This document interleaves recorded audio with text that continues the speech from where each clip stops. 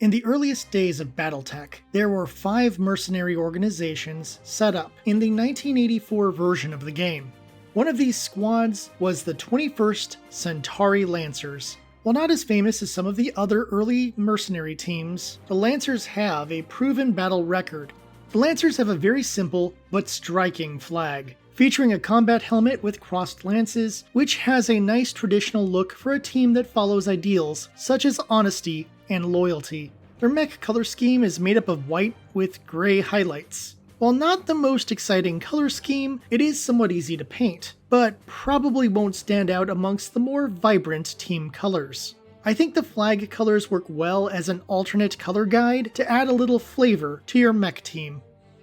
There aren't any novels chronicling the history of the 21st Centauri Lancers. Most of their history comes from source books. That being said, there may be spoilers for some short stories, so you can skip to the time listed if you'd prefer. The Lancers began as a battalion of the 3rd Centauri Guards of the Capellan Confederation. The Guards were renowned for their skill, as they are credited as having crushed the 4th Marik militia on Onigasaki in 2793. Around 2875, the unit mutinied against their commanders over wages that were 9 months late. They took several drop and jump ships as payment and left the Capellan Confederation.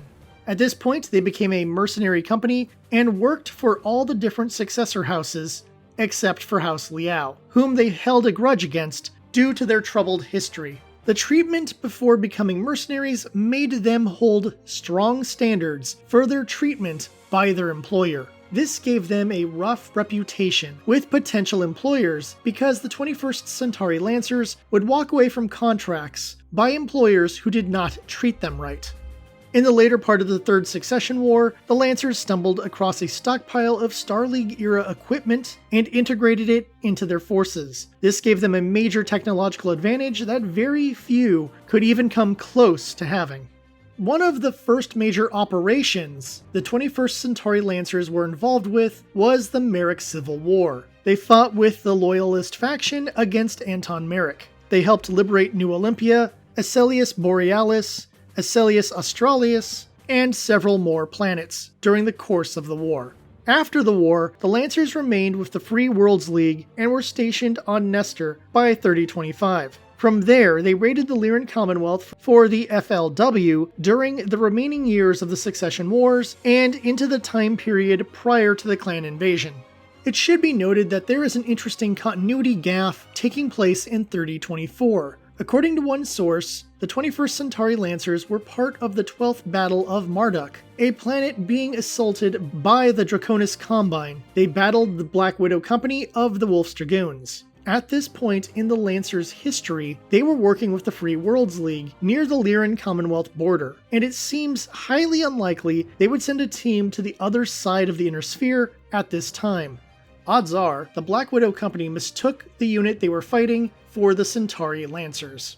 Continuing with House Marik, they were sent to join the forces for Operation Guerrero in 3057. They took Wasit before having to work with the Capellans. They were sent to New Canton, fighting with McCarran's armored cavalry. They had a difficult arrival on planet due to strong air cover, and limited to no support from McCarran's armored cavalry. The commander of the armored cavalry didn't do much to help the Lancers, and moved slowly to achieve objectives. Due to this, the Lancers took heavy losses, and had to retreat from taking the capital. The armored cavalry was working for the Capellans, and their behavior might have to do with the centuries-long grudge. Due to their treatment during the campaign, the 21st Centauri Lancers broke their contract, left the planet, and went to Outreach to recover for a bit. At this point, they took a contract with Comstar. In December 57, the Lancers went to Nestor to gather their dependents. It seemed like things were getting better, however, this would be short-lived, as the Lancers were blamed for the word of Blake taking Terra. It would be revealed they were not involved with taking Terra, but this would be another mark against their reputation. What actually happened is a bit more complicated than not being on-world. As it turns out, the Word of Blake had kidnapped their dependents and wanted to keep the Lancers on Nestor until their plan to take Terra could move forward. In addition to that, the Word of Blake did have several units disguised to look like the 21st Centauri Lancers, because the Comstar contract had the Lancers guarding Terra, and thus having elements of the Word of Blake in disguise gave them an advantage in taking the planet. When Terra was held by the Word of Blake in 3058, the Lancers were contacted and told they could gather their dependents at the Word of Blake base on Gibson. After rescuing their families, the Lancers prepared a counterattack to the Word of Blake. They assaulted Gibson and destroyed all Blake forces, razing their base as well as taking all the salvage, and that would reinforce their troops during the coming trials. After the battle ended, they brought the evidence to Outreach and had the Mercenary Review and Bonding Commission remove their black mark. After that, the Lancers received their new post from Comstar. They were sent to Tukiad to train Comguard soldiers. In January 68, the Word of Blake arrived at Tukiad and took aerospace control quickly. Then they systematically destroyed any opposing forces. Their attacks also took the life of the unit's colonel, Evelina Haskell, and her XO. It wasn't until July 3070 that Clan Ghostbear arrived and defeated the Blake forces on Tukiad. By 3071, the Lancers were devastated and needed to rebuild. They took what they could from salvage and did a recruitment drive with anyone on world. They would get troops to rebuild from the Killer Bees mercenary force. They have their own interesting story, and we will get to it at another time. After their recovery, they worked for the Draconis Combine around 3076. They were tasked with defending the Tanati Computers complex located on Hachiman from potential Word of Blake attacks. By 3130, the 21st Centauri Lancers were working for the Lyran Commonwealth. During this time, they improved the Opossum Industrial Mech, and in 3132, it proved to be a powerful weapon when battling the Rim Territory's pirate raids on Isaba. The strange design became a standard for the Lancers after battling on Ventabren the same year. One of their most important battles of the Dark Age was defending the planet of Town 3, located in the Republic of the Sphere. Town was home to some of the last working HPG units. The value of those units was immeasurable. In 3133, Jacek Kelswa Steiner's Stormhammers raided the planet in hopes of taking the HPG. Sadly, the Lancers failed their mission, and Jacek was able to broadcast a message to all Lyran loyalists to help him take the Sky territories from the Republic and make them part of the Lyran Commonwealth once more. In the dawn of the Ill Clan era, the Lancers took up a contract with the Tamar Pact. They defeated Clan Jade Falcon on Pandora and increased their combat power with new Clan Tech mechs. However, the Lancers do have issues with some of the mercenaries hired by the Tamar Pact and would prefer not to work with other mercenary units. It is likely they will leave Tamar, but as of now, that story hasn't been told. The earliest leadership of the 21st Centauri Lancers are unknown at this time. Hopefully, this prestigious force will have more stories in the future to expand their heroic ranks. Thaddeus Kusaka, the first noted colonel of the Lancers, who had command around 3025 and likely held command through or until the time of the clan invasion. He likely piloted a heavy mech. Evelina Haskell.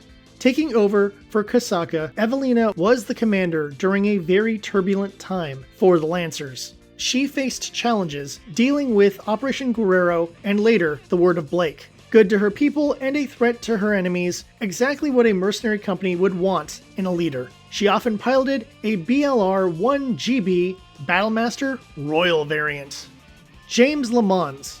He was the unit's colonel in 3071, but there is little known about him other than he led the Lancers during the Blake Wars and perhaps into the early Dark Age. He was probably a heavy or assault mech pilot.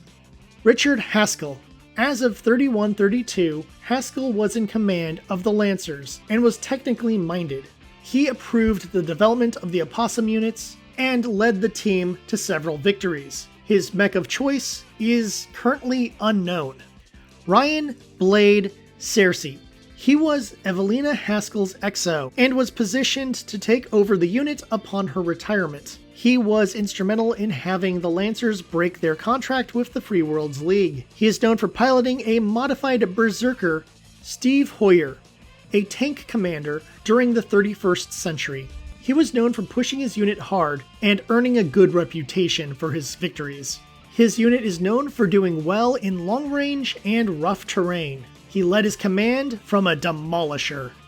Due to being a mercenary company, there are many options for units. In their earliest days, as the 3rd Centauri Guards, they were a medium regiment, but that was before they became a mercenary company. More importantly, they have access to old Star League units and Word of Blake units, providing them with some powerful options, including royal variants.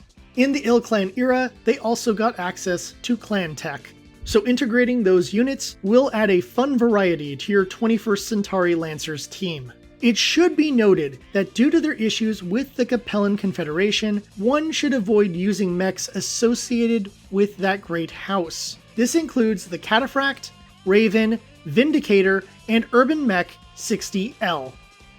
There isn't much fiction to be found concerning the 21st Centauri Lancers, which is a shame as they are a very interesting force. There are 2 short stories, both found in Shrapnel magazine, All Good Things, and This Too Shall Pass.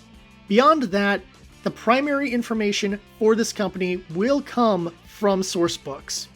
While they did not get the real-world fame of the Wolf's Dragoons, Eridani Light Horse, or the mercenary units introduced in the early books, the 21st Centauri Lancers do stand out due to their moral code and troubled history. They may not be a squad mech commanders will probably add to their forces, but if you want a mercenary company that will play a little differently, then they are a fine choice. The mix of Star League, Comstar, and later clan mechs makes them unique, but sadly their color scheme is a little dull. Ideally, there will be more stories about this unit in the future, or perhaps a force pack. This storied unit may be old, but they will never be forgotten. Thank you to all the new subscribers. You really motivated me to work on this video instead of other projects that are on my queue. If you have a faction you want me to explore, let me know in the comments below. Until next time, thank you for watching, and I'll see you at the tavern.